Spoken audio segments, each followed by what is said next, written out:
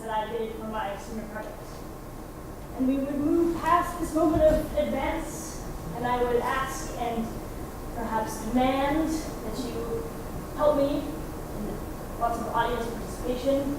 And then in the third act, we would stand and we would stare and we would feel together. But for now,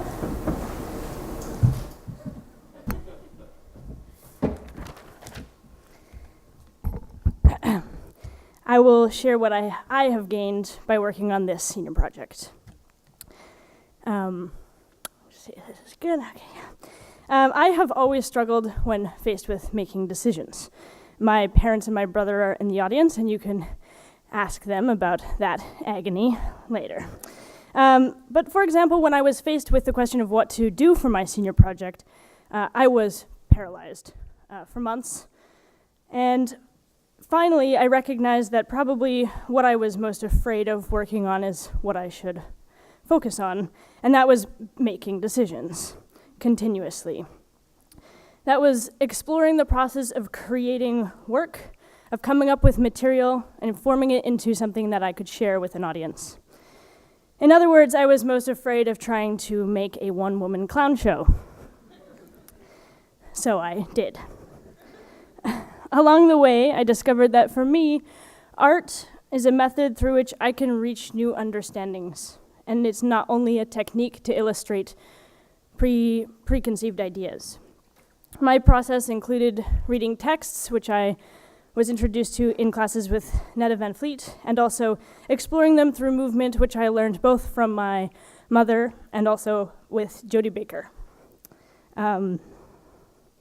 Wow, just saying your mother makes me cry. Okay. I also wrote about the relationship between the audience and the actor, and how, for me, the space of the theater interacts with the concept of consent. At the end of this process, I am no longer uncertain, or at least not always. I know that I can create artistic work, and that when faced with a metaphorical blank page or blank stage, I am not paralyzed. I am confident in making my first decision and committed to every decision that follows.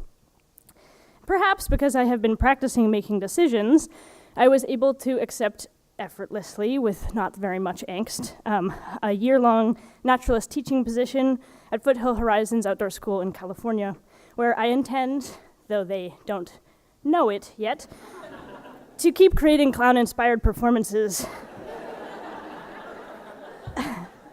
And I hope to pass along my newfound ease in the unknown spaces of creativity to my students.